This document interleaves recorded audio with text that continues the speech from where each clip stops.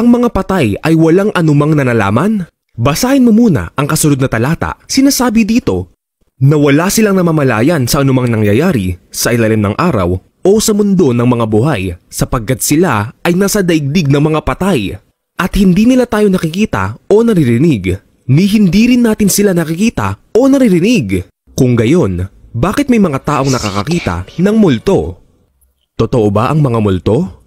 Ang pinakamagandang halimbawa para ipaliwanag ang topic na ito ay ang nangyari kay Haring Saul.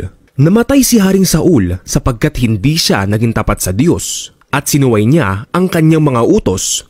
Sumangguni pa siya sa kumakausap sa espiritu na namatay na, ang Witch of Endor, at hiniling niya na tawagin nito ang espiritu ni Samuel. Pagkatapos ay nakakita siya ng mga Diyos na umaakit mula sa lupa.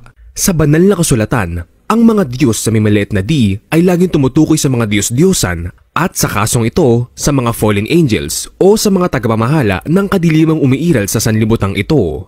Kaya't ang nakita ng Witch of Endor ay hindi ang totoong Samuel, kundi isang familiar spirit. Ang mga familiar spirits ay may kakayahang gayahin ang anyo ng sinumang tao tulad ng ating mga yumaong mahal sa buhay. At iyon ang dahilan kung bakit ipinagbabawal sa atin na makipag-usap sa mga patay, sapagkat hindi tao ang ating makakausap, kundi mga demonyo.